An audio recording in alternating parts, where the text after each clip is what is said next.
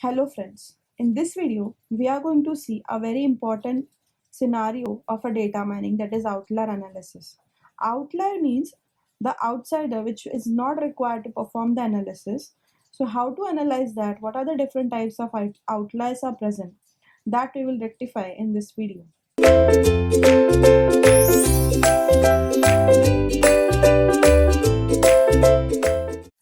Outlier analysis. One person's noise is another person's signal.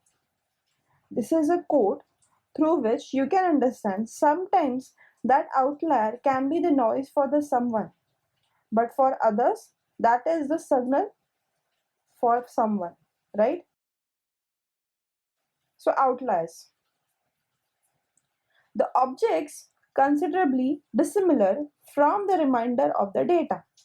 For example, credit card frauds, Michelin Jordan, intrusions. These are the some of the outliers which we have to avoid while working with the analysis. Some of the applications are credit card fraud detection, telecom fraud detection, some intrusion detection, customer segmentation, and medical analysis. Next, outliers and noise.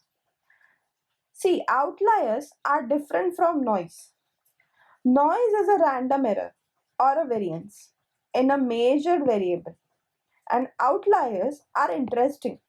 An outlier violates the mechanism that generates the normal data. Outlier detection versus novelty detection. Early stage may be regarded as an outlier, but later merge into the model. So that is called as a outliers. Whenever you are early stages, whenever you are rectifying it, that is called as a outliers. There are some techniques which you follow while performing the outlier detection.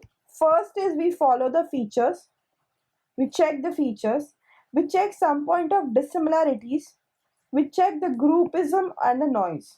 So consider these are our data set. So in our data set, we can say these are the outliers which are not actually required. Types of outliers. There are basically three types of outliers. First is global, second is contextual, and third is collective outlier. A data set may have a multiple types of outlier. One object may belong to more than one type of outlier. First is global outlier or a point anomaly. An outlier object significantly divides from the rest of the data set. That is called as a global outlier. The challenges are through which find an appropriate measurement of a deviation. Through that we can rectify those outliers. So basically we have to find the standard deviation, and through that we can merge and we can rectify that this is a global outlier or not. Second is contextual outlier. When we say a contextual outlier, an outlier object deviates significantly based on a selected context. For example, if 10 centimeter in a Vancouver is an outlier, so depending on a summer or a winter, this Celsius temperature is an outlier, right? An attribute of a data object should be divided into two groups. First is contextual attributes and second is behavior attributes. Contextual attribute means which defines the context. For example, time, location, those which are actually we are going to check at the time of contextual. And behavior means characteristics of the object which are going to use as an outlier in the evaluation. For example, we can say a temperature. So temperature is one of the behavior. Depend on the behavior of the climate, we can say that temperature is going to change. A generalization of a local outliers whose density significantly deviates from the local area. The challenges which we face at the time of contextual outlier is how to define or formulate the meaningful context. So depend on the context or the meaningful context, we are going to decide that outlier is the outlier or is it a signal for the data set. Third type is collective outlier. A subset of a data object collectively deviate significantly from the whole data set, even if the individual data object may not be the outlier. See, this is my data set. So these are some of the outlier we can see for our data set. An application example can be a intrusion detection, when a number of computers keep sending a denial of attack services packages to each other. So that time we can say it is a collective outlier. Next is detection of a collective outlier. How we detect it? So consider not only the behavior of an individual object but also that of objects of a groups. Need to have the background knowledge on the relationship among the data object, such as a distance, a similarity measures on a objects. Some challenges which we face while working with the outlier detection.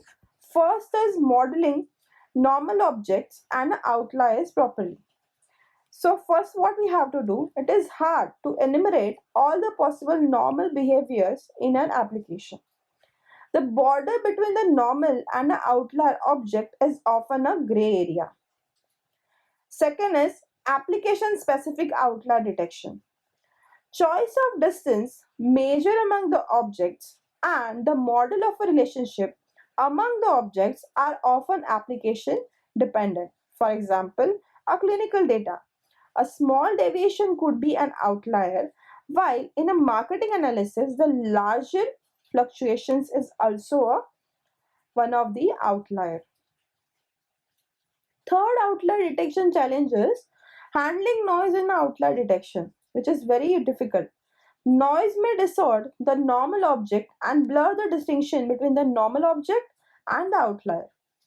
Noise may help hide the outliers and reduce the effectiveness of our outlier detection. Fourth is understandability. Understand why these outliers are. Justification of the detection is required. Specify the degree of an outlier and the unlikelihood of the object being generated by a normal mechanism.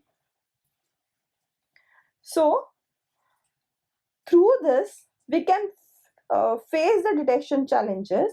We have to rectify it and we have to find that is the outlier is present in your data set. We have to remove it, we have to work on it, we have to feature it. Then only we can get the proper accuracy or some feature measures. So in this video, we have seen what is outlier, the types of outliers, how we detect the outlier, and the challenges of outliers. Thank you.